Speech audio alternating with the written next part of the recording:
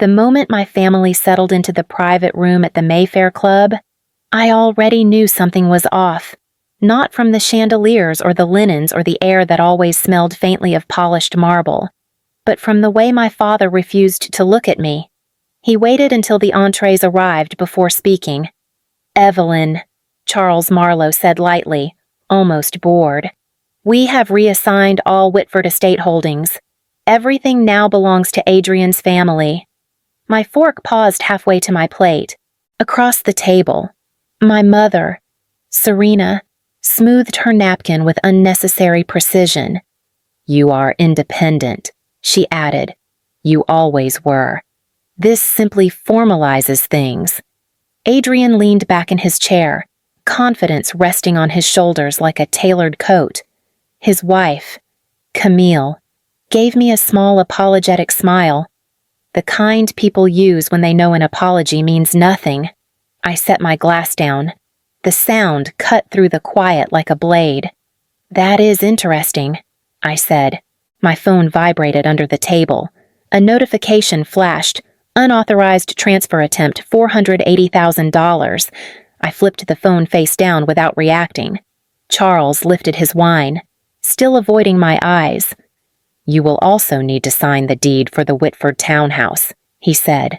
"It simplifies the process. It supports Adrian's future." Serena added, "He has a child now. He needs stability." Adrian's smile deepened, as if this was all inevitable. I took a breath that felt too steady to be accidental. "Of course," I murmured. Inside, something precise and cold settled into place. I could feel the story shifting, turning toward the thing my grandmother once warned me about. "Before we go deeper into this, stay close and follow along. What happens next changes everything."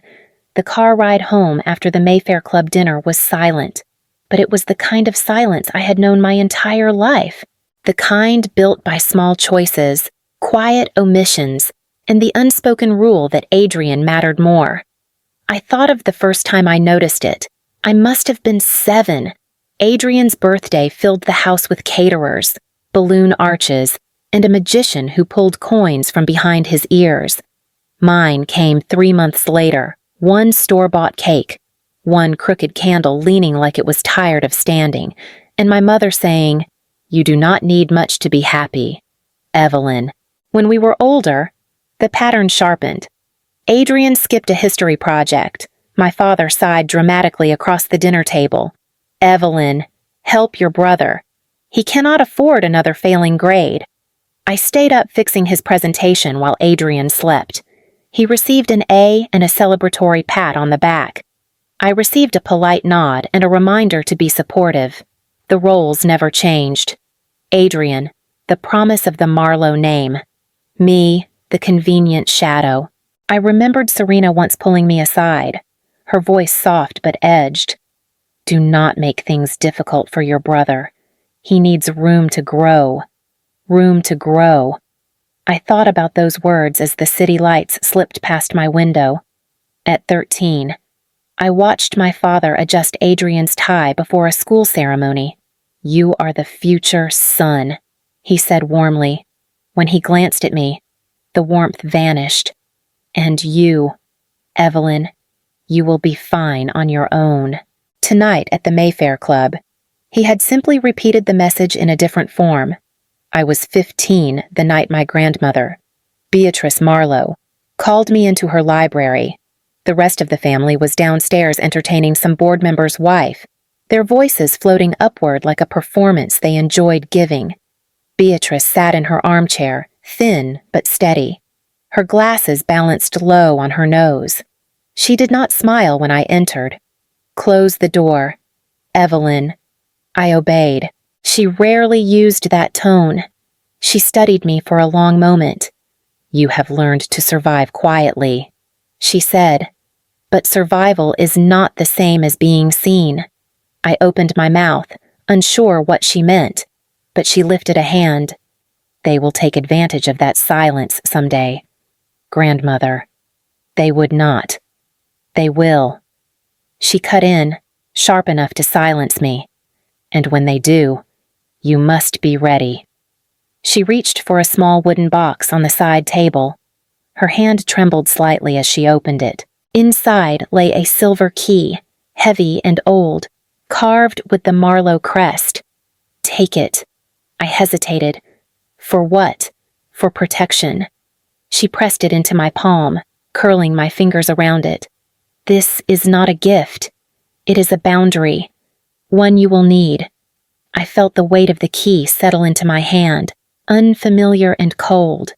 Beatrice exhaled slowly, as if she could already see the moment I would need it. "When they decide there is no place for you, Evelyn, remember this. You decide where you stand." Beatrice passed during my second year of college, and the Marlowe household shifted almost immediately. My father remarried within months. Celeste Archer arrived with polished smiles and a talent for rearranging everything that once felt familiar. At our first family dinner with her, she leaned toward Adrian and said, "You have the presence of a true successor." She barely looked at me. My father nodded approvingly. "Adrian understands the weight of legacy." I kept my eyes on my plate. That was easier than watching them rewrite the future as if I were not in the room. Weeks later, I stopped by the penthouse to pick up a box of Beatrice's books. I walked past the formal living room and froze. On the wall hung a massive new family portrait, Charles, Serena, Celeste, Adrian, and Camille seated elegantly beside him. Even Adrian's infant daughter was included, swaddled in pale silk. I was not there, not even in the background. Celeste noticed me staring. "We took the photo on short notice," she said, her tone smooth. "You were busy, dear." "It would not have made sense to wait," Serena added. "You never liked these formal things anyway." My father simply clasped Adrian's shoulder, pride radiating like heat. "This is the family as it stands." I looked at the portrait again. Their message did not need explanation. I had been edited out. When I walked back into the Mayfair Club's dining room after stepping out to breathe, my family was already deep in conversation as if nothing had happened. As if I were an optional presence they tolerated out of habit. Charles tapped the stem of his glass. "There is one more item we should address before we leave." He spoke with the same tone he used during board meetings. "The Whitford townhouse will also move under Adrian's name. The deed requires your signature." Serena didn't look up. "It is only procedural." "Evelyn, your brother has a child now. He needs long-term security." Adrian adjusted his cufflinks, feigning discomfort he didn't feel. "We figured you would be reasonable about it," Camille murmured. "It is for the family's stability." Though her eyes darted away when I met them, my phone vibrated again beneath the tablecloth. Second unauthorized attempt detected $240,000 transferred from Beatrice Trust Tier B. Total $720,000. I kept my hand still. Charles continued, "The attorneys already drafted the forms. It will only take a moment of your time." "A moment," I repeated softly. Serena reached for her wine. "This is not personal. These decisions simply make sense." Adrian leaned back, giving me the same smug half-smile he'd worn since childhood. "It is the natural order." I pushed my chair back. "If you are all set on this, then there is nothing else to discuss tonight." Serena frowned. "You are leaving." "Yes," I said. "I have what I need." None of them understood what I meant. As I walked out of the room, my pulse was steady, almost calm. Something inside me had finally shifted into place. The parking garage beneath the Mayfair Club was nearly empty when I stepped inside. My heels echoed against the concrete, each sound steadier than I felt. I unlocked my car, slid into the driver's seat, and closed the door on the last remnants of my family's voices. For a long moment, I simply sat there. Then I reached under the dashboard and pulled out the velvet-lined box I had carried for years without fully understanding why. When I opened it, the silver key Beatrice had given me rested exactly where I'd left it, cold and precise. My phone buzzed again. attempted transfer of $100,000 flagged for review. So that was the threshold. I powered off the screen and whispered, "All right, grandmother, I hear you." At dawn, I called my workplace and told them I had a family emergency. My voice didn't crack. After ending the call, I dialed the number on the card Beatrice once pressed into my hand. Gideon Keats answered before the second ring. "Ms. Marlowe," he said calmly, "I assume the time has come. It has." He gave me an appointment within the hour. When I arrived at Whitmore and Keats, the receptionist didn't ask for confirmation. She simply led me through glass doors into Gideon's office. He stood as I entered, gray at the temples, posture straight as a ledger line. He placed a thick leather folder on the table. "Your grandmother instructed me to deliver this to you the moment any unauthorized transfers surpassed $100,000. He opened it and turned the documents toward me.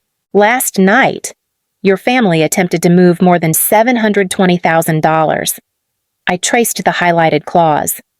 Provision 7. C. The trigger Beatrice had designed. Any attempt to reassign more than $100,000 from her trust required the trustee to transfer full voting rights and controlling interests to her chosen successor. Chosen successor me." Gideon watched my reaction carefully. "Beatrice believed you would not seek power, but that you would know what to do with it when it arrived." I closed the folder and nodded once. "I do." By midday, the consequences of Provision 7C were unfolding faster than anyone had anticipated. Gideon called me first. "Your brother attempted to access several company-linked accounts this morning. All of them were frozen on contact." A second later, a message from Camille lit up my screen. "Something is wrong with our cards. Can you call me?" I didn't respond. Gideon continued. "Internal audit teams have already reached Marlowe Holdings. They are questioning every authorization Adrian made in the last 6 months." I let out a slow breath. "And my parents, Serena, attempted to make a purchase at a luxury retailer. The transaction was denied. She contacted the bank, but the freeze extends to every account connected to the attempted transfers. It didn't surprise me. Still, the quiet efficiency of it all the way Beatrice had designed a system that corrected itself sent a sharp, steady calm through my chest. A third notification flashed a message from my father. "Emergency meeting at Whitford Capital. Mandatory. Noon tomorrow." Mandatory yet directed to me. I sat at my kitchen table, the silver key resting beside a stack of documents Gideon had prepared. Every signature I placed felt less like an attack and more like the completion of something set in motion long before I understood it. Gideon's voice softened on the phone. "They will come tomorrow, expecting to regain control." I touched the key lightly. "Then they will be disappointed." He paused. "You are ready." For the first time, I knew he was right. They arrived at Whitford Capital just before noon, stepping out of a rented black sedan that looked painfully out of place beside the town cars normally stationed there. I watched from the glass wall of the conference suite as they hesitated outside the elevators, my father stiff, Serena touching her pearls again and again, Adrian checking his phone as if it might suddenly obey him. When they entered, I remained seated at the head of the long table. I did not rise. Charles cleared his throat. "Evelyn, there has been a misunderstanding." His voice lacked its usual authority. "The accounts, the freezes, surely this can be corrected." I slid the first packet across the table. "These are the records of every unauthorized transfer attempt, the timestamps, the digital signatures, the routing. All of it leads back to you, to Serena, to Adrian, and to Celeste." Adrian leaned forward, his jaw tight. "This is being taken out of context." I tapped the page with his signature. "You authorized the requests yourself." Serena tried a softer approach. "We thought you would understand. Your brother has a child. He needs security." "So did grandmother," I said quietly. Gideon placed 2 sets of documents on the table. Per provision. 7C. Ms. Marlowe now holds controlling interests. She is offering 2 options. Charles tensed. Options. Adrian's voice cracked. What options? I gestured toward the papers. Option 1. Gideon read, prosecution, fraud, breach of fiduciary duty, attempted misappropriation, complete corporate removal and potential criminal charges. Camille inhaled sharply. Option 2, I said. Full surrender. You relinquish all claims to Beatrice's estate. Father resigns from every role tied to Whitford and Marlowe entities, and you sign non-disclosure agreements. Adrian grabbed the pen first, his signature cut hard into the paper. Camille followed with trembling hands. Serena stared at me for a long moment before signing. Charles signed last, shoulders bowed. As they stood to leave, he paused at the door. How long has this been in motion? I met his eyes. Since the moment you decided I did not belong to this family. He nodded once, defeated, and walked out behind the others. When the door closed behind them, the conference room settled into a stillness that felt almost new. I remained seated, letting the quiet shape itself around me. On the table lay the signed admissions, Gideon's folders, and the silver key Beatrice had pressed into my hand so many years ago. Gideon collected the documents carefully. Everything is in order. Control is legally yours. I picked up the key, feeling its weight differently now. She planned all of this. She trusted you, he said.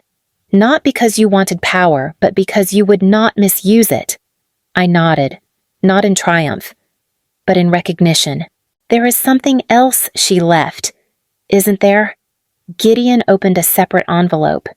Inside were the blueprints for the Beatrice Marlowe Foundation programs for women escaping financial abuse, legal aid, transitional housing, grants for those rebuilding their lives.